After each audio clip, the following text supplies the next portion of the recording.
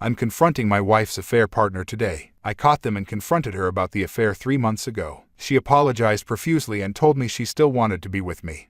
Wanted to save our marriage, counseling, etc. We've been in couples and individual counseling. She's outwardly told me all the right things. She loves me and only me, wants to fix things.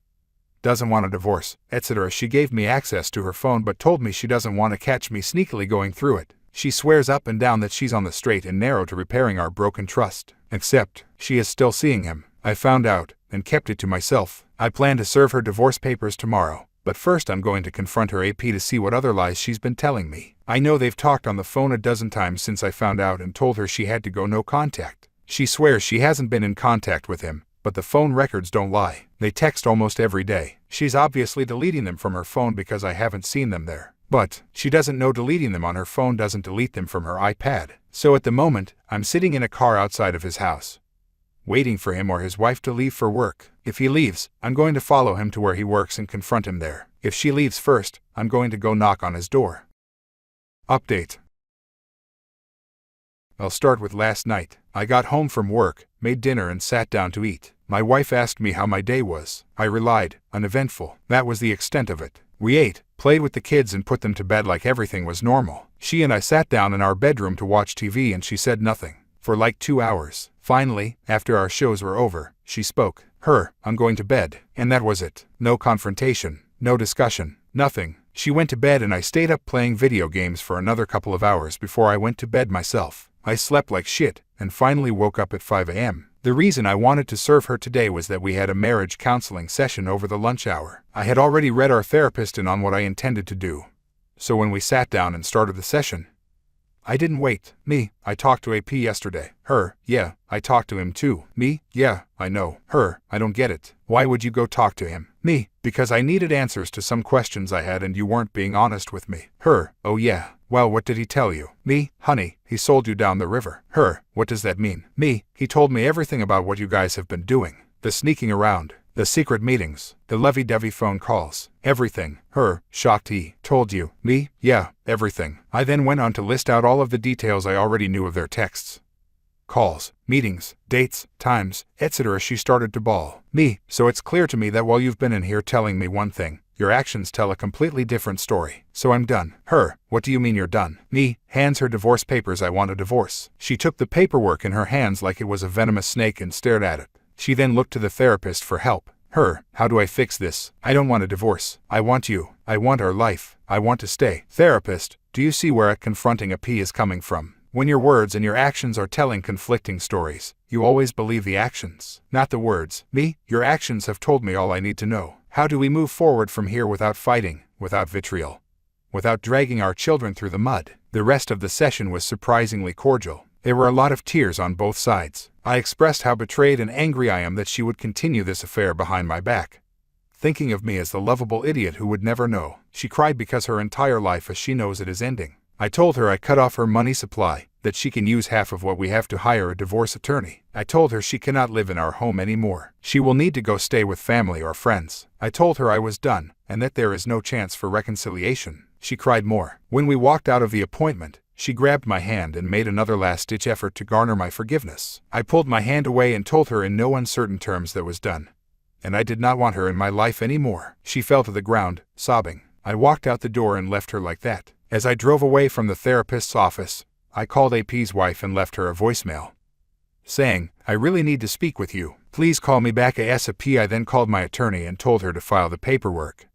but to hold on the TRO unless things got ugly. My wife called and texted me several times after I left. I let them go to VM and haven't listened to them yet. I felt dead inside as I drove to her parents' house. Before I walked in, my phone rang. It was AP's wife, calling me back. He hadn't said anything to her. I told her I needed to meet with her in person. Could I meet up with her in an hour? She said yes, and we set a place and time. I walked into her parents' house and told them everything. Her mom started to bawl immediately. Her dad sat there, stone-faced. I told them that I love her and I tried to make it work, but that I refused to stand there while she continued to cheat on me behind my back. They were so totally shaken that it was hard to gauge their feelings. I told them that I wouldn't slander her or spread the truth around our friends and family, but that they needed to know the truth about why we are divorcing. I told them that I don't expect them to support me in all of this, and frankly I want them to support her because she's going to need it. This all goes back to my kids. If she cannot afford a decent place to live, I don't want my kids living in squalor during the time they spend with her. Her parents can, and will, support her financially. I told them I loved them, and that I would miss our relationship. Her dad and I shook hands and I hugged her mom before I left. Then I drove to the meeting place to meet AP's wife. I'm sitting in the car now, waiting for her to show up. I plan to tell her, show her the video if need be,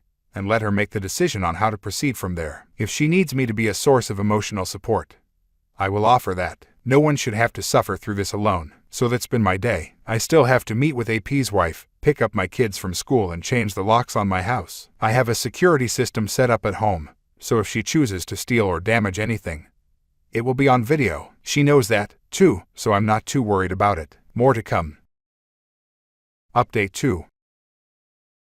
So shortly after I posted my last update, AP's wife showed up to our meeting place. I could tell she knew something was up as soon as I got out of the car. She tried playing it off, friendly-like, but I could tell she knew something was up. I told her, I have something I need to tell you. It's not going to be fun or easy to hear, and I'm sorry that this is happening to you. To us, my wife and your husband have been having an affair. She started to sob immediately. I had to continue. I found out about it 3 months ago. At that, her head snapped up and she had rage in her eyes.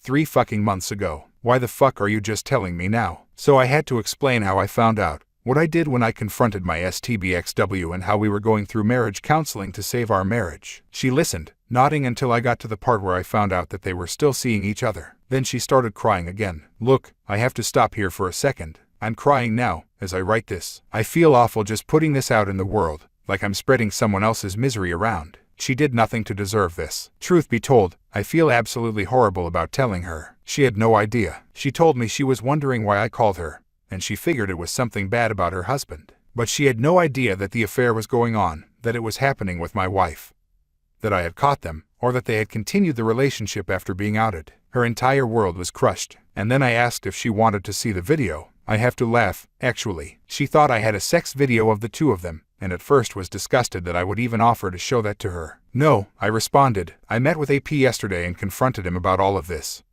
and he admitted to it. I have a video of our conversation. She thought about it for a moment and said that she wanted to see it. I had taken some time yesterday to edit the video down, since it was roughly 20 minutes of him hemming and hawing and lying and denying things. I had edited a few choice pieces into a roughly 60-second clip, which I played for her. In it, he apologizes to me, tells me he fucked up, and shares a few more details about their ongoing relationship. She started crying again as soon as I hit play and she saw his face, and I stopped it and asked if she was sure. She was, and I let the video play out. At this point, there wasn't much more to say. I told her how sorry I was to be the person telling her. She thanked me for opening her eyes. I told her I knew exactly how she felt, because I was feeling the same things 3 months ago when I found out. I told her that if she needed to talk, if she needed to vent, if she wanted to scream obscenities, she could call me and I would be there for her. She thanked me, we hugged, and left it at that. I honestly don't know what she is going to do now, but I'm sure it won't be good news for P. I truly feel awful for her, and for her children. I hopped in the car and headed home. My phone had been blowing up during our conversation.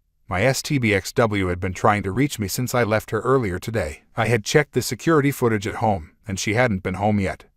So I headed there. When I got there, she was sitting in the driveway smoking. As soon as she saw my car, she started screaming. You told my fucking parents, you lowlife piece of shit. I hit record on my phone and stuck it in the front pocket of my shirt so I could get it all on video. I got out of the car in the driveway and answered her. Yes, I did. They deserve to know the truth about why we are divorcing. I didn't lie or make anything up. I told them the truth, and I told them that they should love and support you through all of this. Took the wind right out of her sails. She went from rage to being a bawling mess in seconds. She kept apologizing, asking what she could do to fix things, telling me she never wanted any of this, etc., etc., etc. I listened, and when she finally ran out of things to say, I responded. I told you everything I had to say at the therapist's office today. I have nothing more to say about this. I'll pick up the kids from school and feed them dinner. You're welcome to get some things, but you cannot stay here tonight. I suggest staying with your parents. At this, she got angry. You can't keep me from my children. No, I responded. I don't intend to keep you from our children. But given the state you are in right now, I don't think it would be a good idea for them to see you like this. I'll tell them you went to stay with Graham and Gramps for a few days because Gramps has been sick and Graham needs some help around the house. They will understand that, and they won't question it. But we need to decide how and when we are going to tell them about this.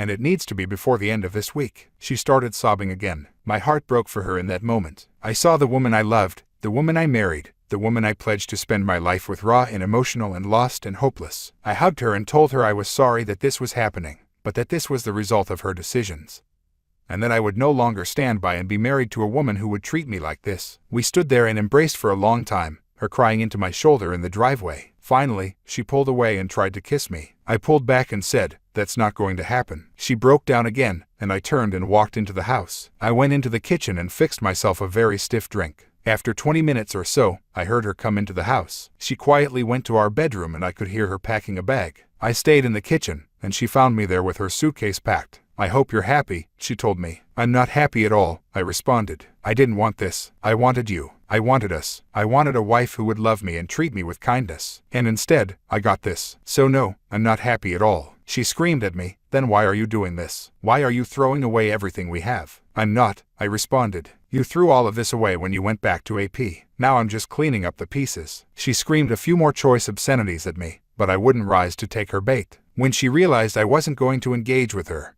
she left, slamming the door so hard it knocked a picture frame off of the wall in the back hallway. I heard her screech out of the driveway, and she left. I finished my drink and replayed the video of her screaming and cursing at me. If things get bad, I've got enough video evidence to keep myself protected legally. I picked up the kids after school and brought them home. I explained that Mom is going to be staying with G&G for a few days. The kids were sad, but didn't ask questions. We played, ate dinner, and they are getting ready for bed. I haven't heard from STBXW, AP or AP's wife in several hours. The house is going to be very quiet once the kids go to bed, and frankly, I may sit here with my bottle and just pour myself a few more drinks before bed.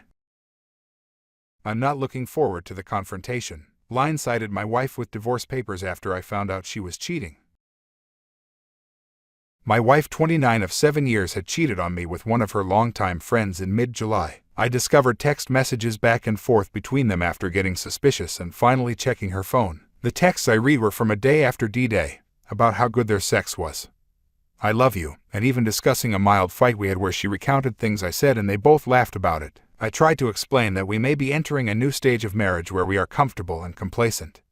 It might feel a little boring, but maybe that's just how things get once you're married for more than a few years. But she is convinced that is wrong and we've drifted apart, despite spending our days together full of good conversation, good sex, etc. She doesn't know that I know. I've talked to a lawyer and have divorce papers in the works. Note, this is the second time she did this. The first time she cheated when we were dating. We had a 6-month split, worked things out, got back together, and later married. On the rare occasions we talk about her past infidelity, I've told her if she ever does it again, we're done. We've been fine for 6 years with no problems. About a year ago she began getting a little colder and wouldn't accept my affection. Things like she didn't hug me back at all. I guess this distance culminated in her affair. Fast forward to today, I've known for 3 weeks and have been waiting for paperwork before confronting her. At first she was clearly not interested in me, but this week she seems to be feeling more guilty about her actions and a little more interested in me. She has been trying to do what she can to make up for her actions in her own way, all without us never talking about it. Like washing dishes, cleaning, cooking, all while refusing any help. It's like she is punishing herself. In my mind she has completely betrayed me and I can no longer trust her. She has caused me such pain and cannot possibly love me if she is able to do all that.